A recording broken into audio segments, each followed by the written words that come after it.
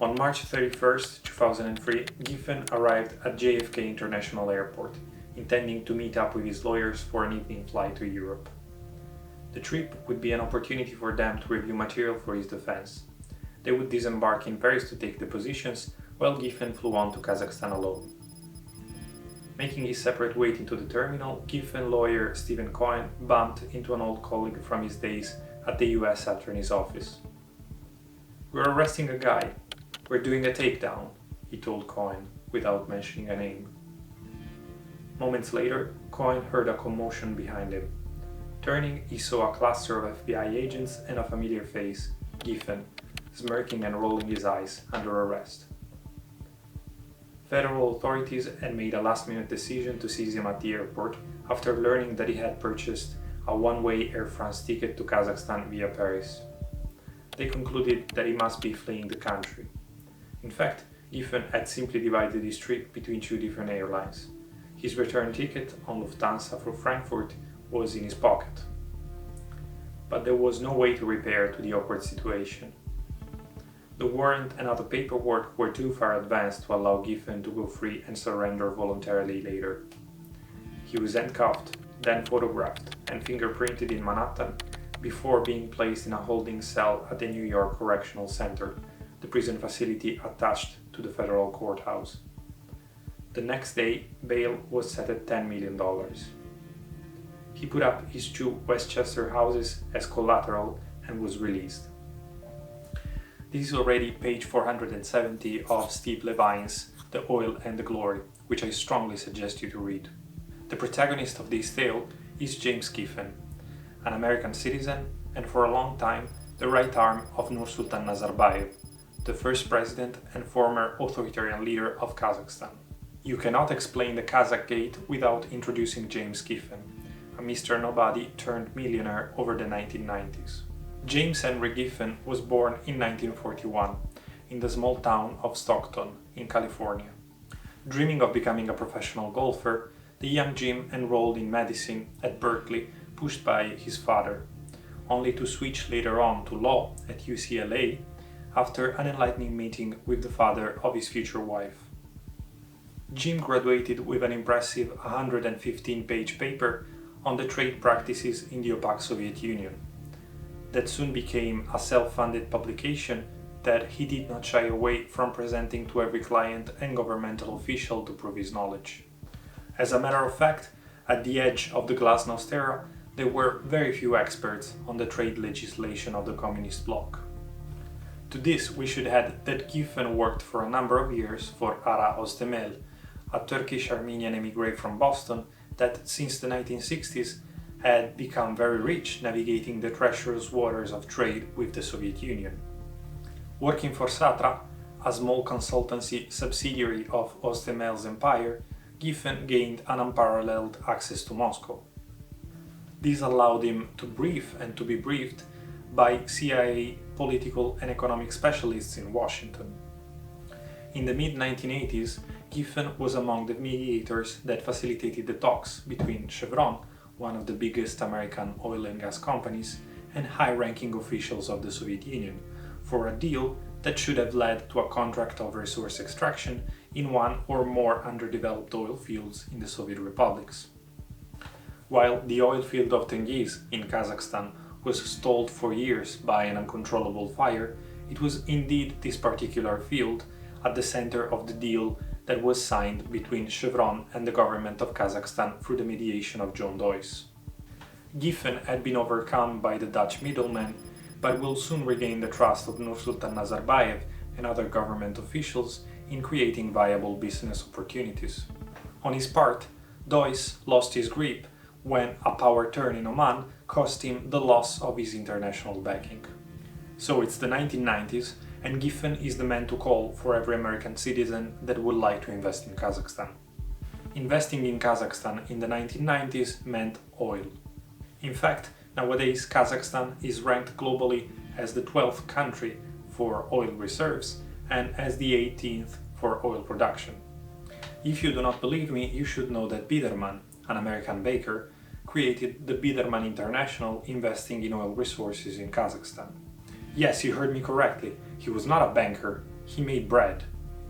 Soon after the initial investment, the Biderman International and authorities of Kazakhstan came at odds, opening an international arbitration that ended up with Biderman himself obtaining a partial compensation of $8,900,000. But coming back to Giffen, it's the end of the 1990s, and Levine writes, "Once a month or so, Jim Giffen slid into his Bentley and drove from his 11-acre Westchester County estate to JFK International Airport, where he boarded the first-class section of an overnight flight to Europe and then on to Kazakhstan.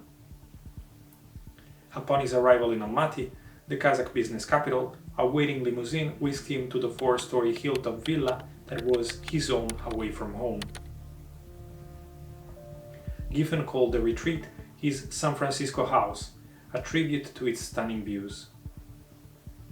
From one side, guests could gaze at the snow-topped Tien Shan Mountains and, below, a panorama of tree-covered slopes.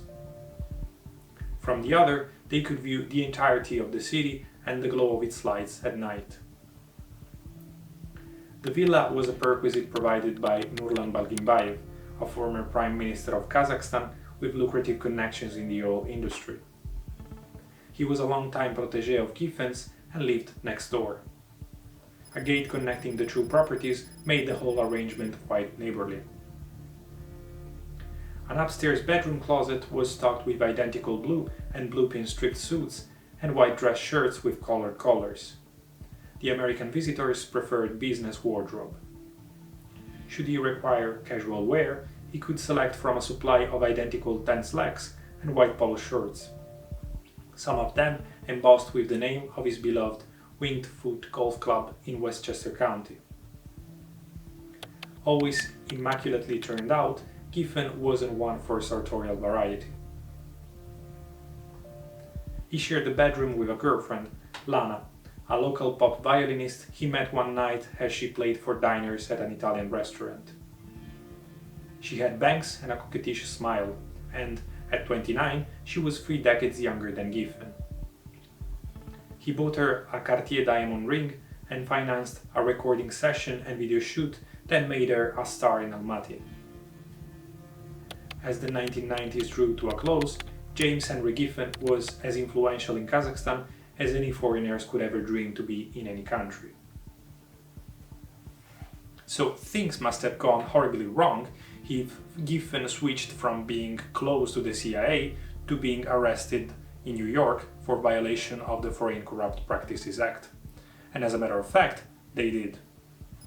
The investigation started when Rakat Aliyev, son-in-law of the President of Kazakhstan, warned Belgian authorities of the fact that Akejan Kajagheldin, former Prime Minister and opposer of Nazarbayev, intended to buy a house outside of Brussels with the money collected from the colossal privatizations of the 1990s.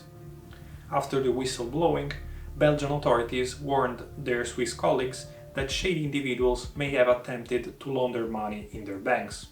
The prosecutor in Geneva, Daniel Deveau, asked Swiss banks to check accounts under the name Kajagheldin, or, being a difficult name for Europeans, with any type of connection with Kazakhstan. This control of routine unveiled an attempt to move $85 million from 2 Kazakh state accounts in Crédit Agricole Indo-Suez and Pictet & Chie. Realizing that the owner had been tipped, Deveau asked to freeze the accounts. While the direct involvement of suspects, part of foreign governments, would have not allowed investigators to proceed, the discovery that the accounts were in fact maneuvered by Giffen and that they channeled payments from American oil majors such as Mobil, Texaco, Phillips Petroleum and Amoco towards Kazakh officials allowed the investigation to move forward.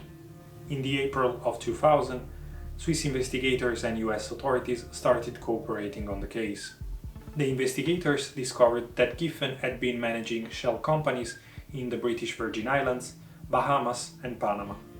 These companies were created in favor of President Nazarbayev himself, his daughter Dinara, Rakat Aliyev, the former Prime Minister Akejan Kajagheldin, and the former Prime Minister and Oil Minister Nurlan Balginbayev. The flux of money was consistent from 1994 to 2000. Giffen himself was said to have received $41 million as commission for his work. The trial did not revolve on whether the facts had been committed, but rather on the motive. The defense argued that James Giffen was often acting under the instruction of the CIA. During the hearings, Giffen's lawyers cited the former CIA official Robert Bayer, that recalled an episode in which Toby Gatti, US Special Assistant to the President and Senior Director for Russia, Ukraine and the Eurasian States, had contacted Giffen about Kazakhstan selling weapons to North Korea and Iran. After Giffen's intervention, President Nazarbayev presumably stopped the sales. Similarly, Kazakhstan gave him a diplomatic passport and authorized the middleman to represent the Central Asian Republic in oil transactions. Nonetheless, the prosecutors objected that this was not enough to prove that Giffen's actions were to be considered lawful. The case of James Giffen and Mercator, his consultancy firm, was concluded in 2010 after 7 years of pre-trial litigation. The investigation produced 250 boxes of documents, but none of them is publicly available. On the 19th of November, the American middleman was sentenced to serve 1 day and to pay a special assessment fine of $25. His company, Mercator, was sentenced to a criminal fine of $32,400. To this day, Chevron still pays Giffen 7.5 cents per barrel of Tengiz crude oil for his contribution to the deal for the oil field. The money frozen in the Swiss accounts was eventually donated to charity.